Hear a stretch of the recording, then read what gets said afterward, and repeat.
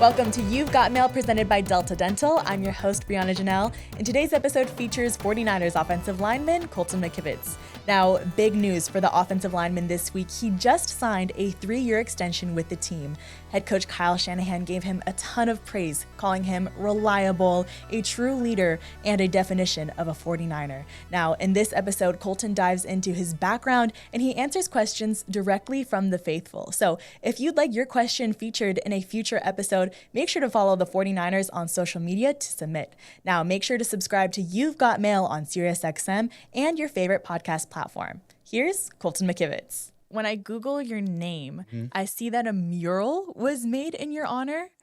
That is in a golf tournament, or tell me more about that. So I grew up in, I guess it's our town. It's not even a town. It's like it's Centerville, Ohio, but it's Jacobsburg. It's so small. We claim the next town down because they have the post office. So It's pretty rural America, southeastern Ohio, kind of Ohio Valley area. I was born in Wheeling, West Virginia. And I like in small town America, it's like, don't forget who you are or where you came from. And the first couple of years I kind of did that. Like I'd always go back, but never was super involved with the community. And now I'm at a point where I'm confident in my football. I'm confident where I am mentally, physically, like being married now, my family, like where I'm at. So this year was the first year of me giving back. And we hosted our first golf scramble, the Colton McKivitz first golf scramble, which is crazy to think that there's a golf tournament with my name on it. Yeah. I mean, we raised over 20,000, had like 140 golfers. So it was crazy for a first year. And it just shows what small town can do. And then the mural, it's kind of crazy to think, being as young as I am, to have a jersey retired, the only player in my high school to do it, and then now a mural on the field house, which is kind of the plan with what we're going to do with the fundraiser, is build them a new field house. So to already have that on there, it's a pretty big honor, and I wish we had time to go back and catch high school games, but it just shows, when you do give back and you do things right, that people get behind you, and it's cool to pinch yourself to be in an opportunity like the NFL and come where I'm from, and then to give back, and then they give so much more. It's, you give one step and they give 1,000 back. So it's crazy to see a mural of my jersey on there and who I am as a person on a wall and at my high school, and people see that. So it's just very blessed for me. That is so, so cool. Congratulations on receiving recognition like that, especially from your hometown. I know that could be so meaningful. But not only are you giving back to your hometown, you're giving back in your new hometown, the Bay. This is where you live and breathe and work. And in San Francisco, this off season, or should I call it on season? On season, you hosted a youth football camp out there that wasn't just all right, here's some T-shirts and run around the field. It was real intense. It was a multi-day event. You worked with the guys. You talked about mental health. You guys were working out in the streets and doing O-line drills in the grass. Like, tell me more about that, how that idea came to life and how you execute something like that. Yeah. So I'll kind of start where I met my mentor, who came in a year ago. Targazim's his name. He runs Empower. It's just absolute gem of a human. And, we were told about a bear hunt, and I was like, all right, I'll go to Idaho and meet this guy and go on a bear hunt. That's what I thought it was. Well, it turns out I figured out, realized that you're not who you say you are, like a lot of mental stuff, like just kind of recognizing that, I haven't been working as hard as I was. And then when I found this, I was like, okay, and I used it all last year and had a good year. And I was like, and it was just mental workshopping. That was it. Nothing physical with Coach T, nothing like that. And I saw what it did for me, and I was like, okay, let's try the physical out now. So I do the physical stuff. And after I figured this out and had the confidence of where I was like, I kind of want to give back to who I was in high school. And I wish I would have had this knowledge then. So working with T, myself, we hosted our first one in Idaho. I think it's in Riggins, Idaho. I think we had 6 guys, 3-day longer one, climbing in mountains and jet boating and fishing, and kind of like, obviously I'm in camo and I wear my Duck Commander hats and just love it. It's just, that's who I am, and like my outdoors, and that's where I find a lot of connection. So that one was pretty immersive. But for the Bay Area, I'm doing a lot of stuff at City Hall with the mayor, that was one of our initiatives, was to get involved with PD. Well, one of our PD guys, he's got a offensive line camp. Well, sure enough, he's got 15 guys ready to go. Wanted to give back. Obviously, like you said, we dive into mental health, teaching guys, like, and it's only a perspective. We're not teaching them anything. It's just what they're learning about themselves. We show them the same workouts I did my first day. I couldn't do 2 push-ups to my fingertips. That's how hard these things are. And, you just show, like, here's the deficiencies where you're at. And, like, you're either going to do something about it or not. And, that's what we ran Kearney. Well, we ran Vallejo with the guys, the same workouts I did. And then obviously the reason we're there is football. So that's how we got them there. And it's like, here's this other side of football. You don't see the mental side of it. You break them down and show them who they are, and then you take them out in the field and teach them the techniques we do right out here on the practice field. So it was just me giving back to a 15-year-old Colton McKivitz is what I wanted it to be, and it's exactly what it turned out. I mean, having the mayor there, been coming up and helping coach as well, and having a lot of guys give time, cook for us. It was huge. And working on the streets, I've had multiple people run next to me while running up the hills. And obviously in the video, you see the one lady, she gives a high five and is doing lunges with the kids. Like, you don't see that. That's what's cool about the city of San Francisco. And for me to, I didn't know coming from Ohio what California would be. And then now being here, obviously 6 years and really diving into the city, going up there 4 to 5 times a week. You see what it's about and what the people are about and what it means to everyone. And you saw they jumped in and worked out with the kids. And so for me, it was just giving back to a 15-year-old me, and to be able to do that, super cool. Is obviously passion for me, and I had a ton of fun with it. I know they did. So it was so awesome. cool. Yeah, I had the privilege of being there and watching it all go down, and the kids were so into it. Yeah. And you could see even when they were getting pushed to the furthest extent, they were just so honored to be able to learn from you.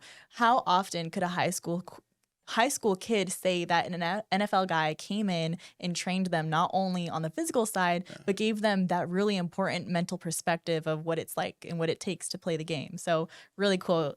Major props on that. Now, the kids also came out to training camp, and you guys got to see each other for a bit. What was your favorite part of that experience, and just really connecting with these local guys? It's cool because, like, obviously Trent's the anomaly. Like, he's a silverback. That's what he is. He's been here for 14, 15, I don't know how many years he's been in the league, but like, that's who he is. Like, that's like, he's known by the world. But for most of us, like, you're not really known. You got a few family friends or like a guy you might know from a shop or whatever. But like, to have a group of high school kids like cheering you on the sidelines and like, McKivitz, Bards, what's up? And it's just the coolest thing ever. Just to see that and the support that, like, you giving them 2 days of your time and effort and just being there for them and like giving them something turns into lifelong fans. The one, we call him knee braces because he had knee braces on, but he he's got a jersey and had me sign it and everything. But just to see like those guys and what it means, how much they lit up. It makes me light up now even thinking about it. Like, there's 15 dudes who are playing in high school and go through high school, but like they're my number one fans. So it's just super cool. It makes me, obviously giddy to have those guys and other O-linemen supporting you. So it's kind of a dream come true. They got your own little fan base. So it's cool. Speaking of the fan base, we took to social media and had the faithful ask some questions for you. So these are straight from your fan base. Sweet. Now, off the top, if you weren't playing football, what career do you think you'd be in? Well, I went to school for wildlife and fisheries management at West Virginia. I would say I would be in some sort of pond management in maybe Missouri. Okay, very specific. I'd definitely be with my professor who I had at West Virginia. We'd be doing something together, but it'd be somewhere in the outdoor space for sure. Yeah, really cool. That's where you thrive. Yeah, that is my other passion. If I'm not on the football field, it is in the outdoors, nature, anything to get me outside. It's a very calming place that I find a lot of peace in. So, yeah, it's cool. It's really nature. Cool. Well, you are an O-lineman, and you're outside on a field, just in a football stadium with millions of fans cheering for you. So, what's your favorite thing about being an O-lineman? I mean, you could go deep. You could go pretty. I mean, the cool thing about being an offensive lineman, I said earlier, is you have the responsibility to protect people. That's what you're called to do as a man, is protect your family and your wife and your kids and all that. But to be able to be in the one position where your job is to protect the quarterback, protect the running back. But it's just such a cool, because we almost celebrate more with our own guys than we do like the position groups or receivers or running backs when they score touchdowns, just because like when we put something in the game plan and it comes together. I remember celebrating with Feliciano on a touchdown because we picked it up how he wanted to. So it's a really awesome position group to be a part of. It's fun. We have a lot of fun. We complain a lot, but we do the job anyways. It's kind of a cool job to protect people. I love it. Now, this question says, what is your morning routine before a game? So pretty specific on a game day, but do you have an everyday morning routine? Every day. It just depends on who's getting up earlier, Abby or I, who's taking the dogs out. And then I'll stick to game days. So I'll get up depending if we have a walkthrough or not. I don't know, 7:30 or somewhere in there. And then my pregame meal since college has been 2 fillets with butter noodles and cheese, and that's it. Okay. And if it's a morning game, or a 1 o'clock game, maybe a coffee, but it's usually that and a Propel, and then that's it. I will not stray away from butter noodles. 2 steaks You are an and butter engine, noodles. and that's what gets you going. It's just a routine I stick in and find whatever's working, and I stick to it just because it works. So even if you have like a 7 a.m. call time, that's your Oh, yeah. meal. It doesn't matter. I mean, even for the preseason games, we had a 5 o'clock. We were eating it. We had like breakfast that morning before walkthrough. Same thing. It's game day. It's 2 fillets and butter noodles. I love it. All right. Now, speaking of food, this question says, favorite cheat meal or Bay Area food spot? You make your own butter noodles or you have the staff do it? Is there anywhere Joe that makes you go? a mean pasta here. Okay. Stalo's my guy too. He does my breakfasts. Bay Area spots, I would say that China Rose is one of my favorite Chinese spots. If we're going to do Chinese, we're going to China Rose. And then a cheat meal is Starboard. Abby and I have found Starboard, and it is the best thing, especially if we're like, we don't want to go anywhere or don't make anything. It's Starboard immediately. It beats Chick-fil-A and all the other chicken shops. Chick-fil-A is good, but like there's just something about it. Like Chick-fil-A is Chick-fil-A. Like It's certain times you want it, and then other times it's Starboard. Yeah. All right. I love it. Now, we're rounding out to the final questions. I got to tell you, there was a lot here. Let me just list some of them.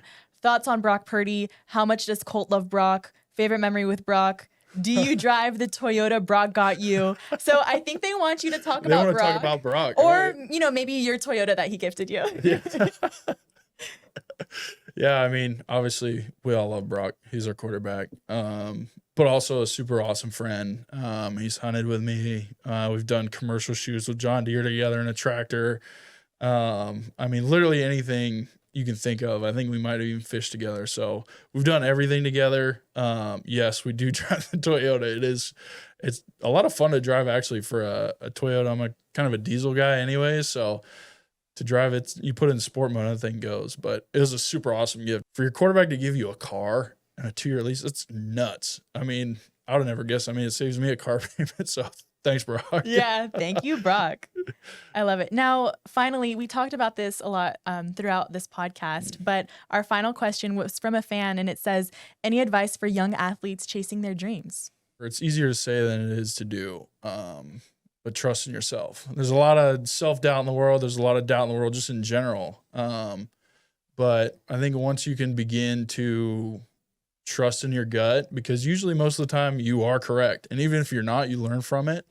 We all have scars, but I think when you start, following other people, what they're saying about you, I think that's when you kind of get lost and it leads to these, depression or whatever it is, whatever a person's fighting, but believe in yourself. I mean, God put you here on the earth for a reason. So, why not? Opportunities available to everyone, and don't lose that faith in yourself.